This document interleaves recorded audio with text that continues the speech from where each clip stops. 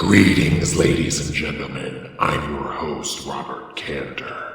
When I was in grade school, Pokémon and Digimon fought for dominance during recess. Now, decades later, despite managing to avoid being lost to history due to a very dedicated fan base, it's pretty clear that Digimon lost the franchise war.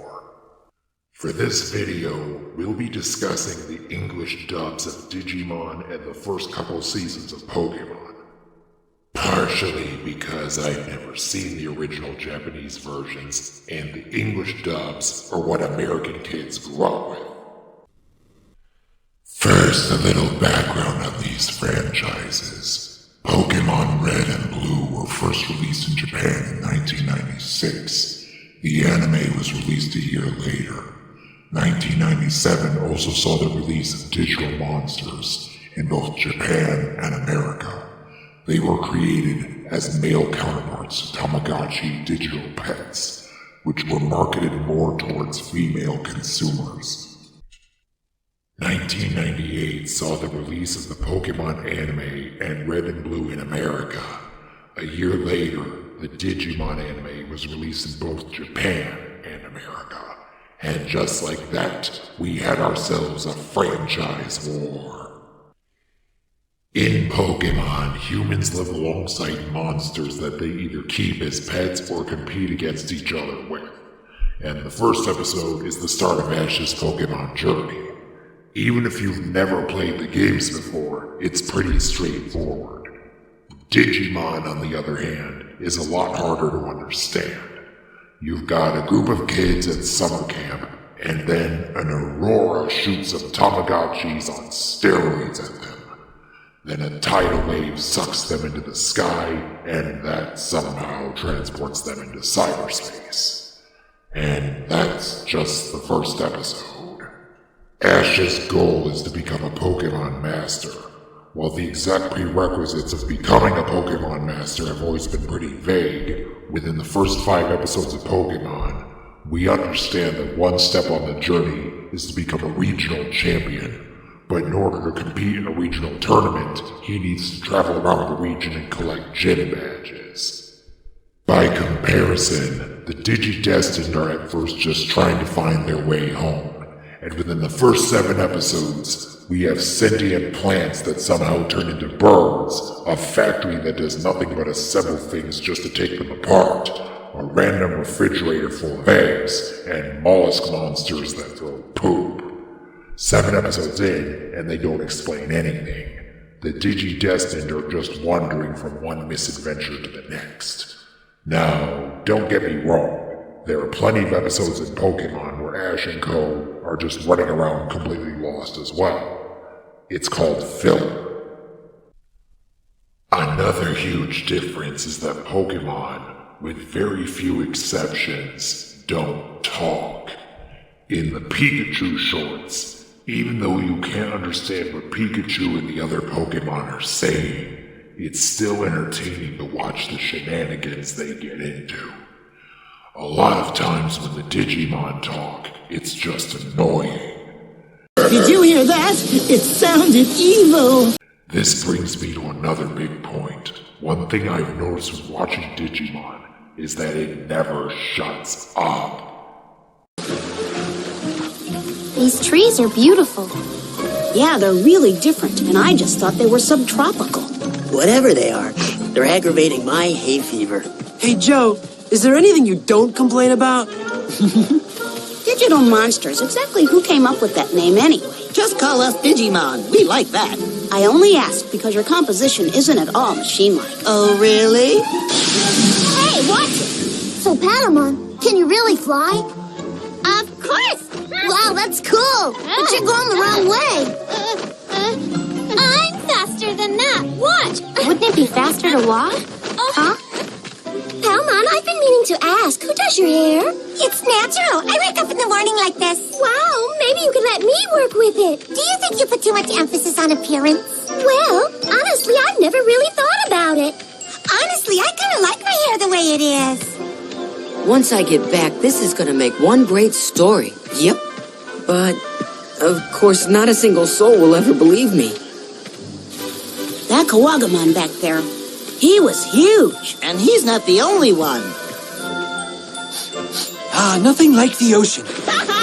Everybody in the water! I don't walk this much unless I'm at a mall. And as you can see, we're nowhere near one. Mimi, stop whining. No, my feet hurt. Maybe if you'd take off your boots and socks, you'd feel better, Mimi. It's much more practical, I think. I'm not walking in dirt in my bare feet. I love the feel of dirt under my feet, especially between my toes. Gross. It appears that we may be losing our light source. What a weird sunset. This whole island is weird, and who knows what will come out at night. Wait, I detect water. Stay here while I check it out. Yes, as usual, I'm right. It's a lake with fresh, clean water and a variety of tasty fish. It's a perfect campsite. Maybe I can finally soak my poor achy feet. Yay, we get to swim! Go, Maman. You better wait and make sure it's safe first. That's why I think we should keep walking and stop all the complaining. Everybody's hungry. We have to find some food. That is a good plan. I like that plan a lot. Whoa, did you hear that? It seems to be some sort of aircraft. It looked like a big flying gear. Admit it, my alien theory is becoming more plausible. Yeah, they hit us with an anti-gravity ray to make us all crooked. Or maybe that sign's just crooked. TK! Oh, that was scary. Watch it.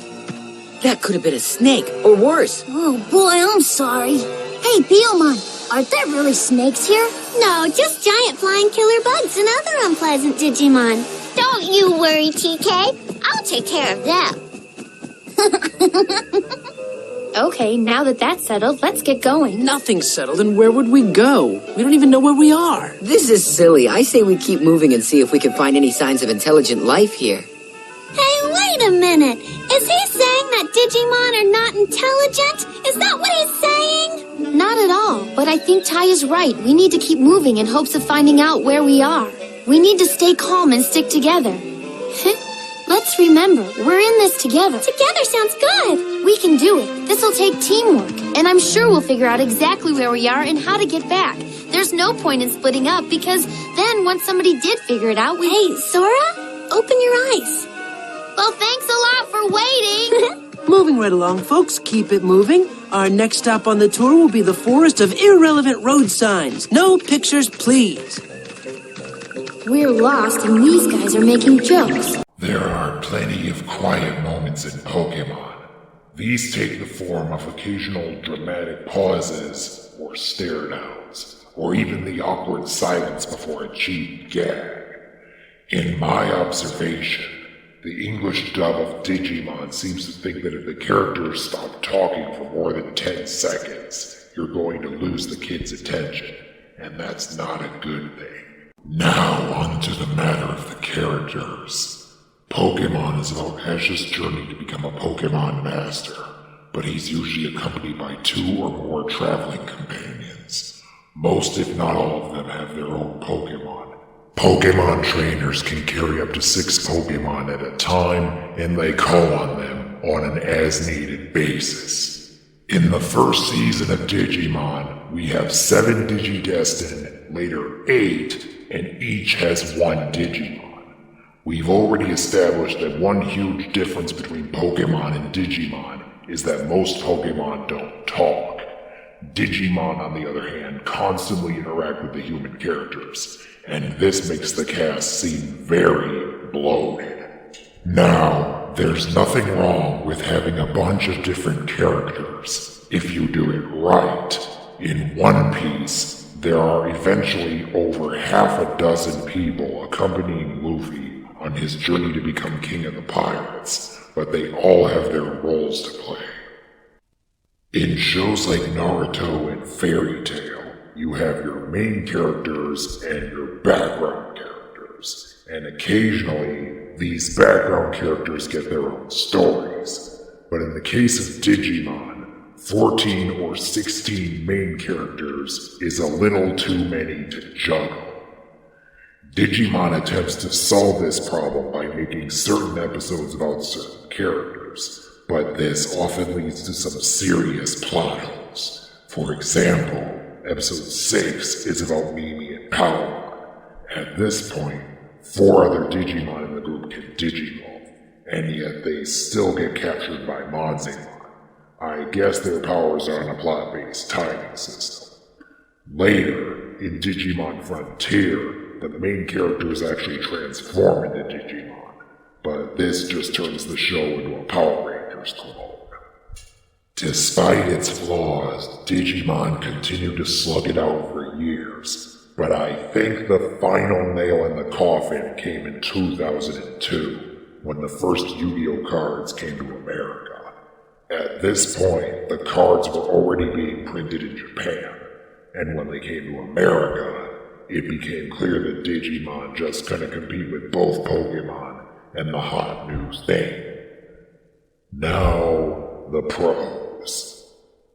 Some of the monster designs in Digimon are either cool or cute, depending on your preference. There are some genuinely funny moments. The main characters haven't been stuck as 10-year-olds for 25 years, and the anime doesn't just keep recycling essentially the same story over and over again. Unfortunately, at the end of the day, Digimon was created as a male counterpart to Tamagotchis. Tamagotchis were a fad that didn't last. Pokemon, on the other hand, started out as a video game. And let's be honest, Nintendo is gonna keep making them until they go bankrupt. That's all I've got to say. Thanks for watching. Don't forget to like, favorite, subscribe, and if you really want to help this channel, then click the links in the description below and buy my books.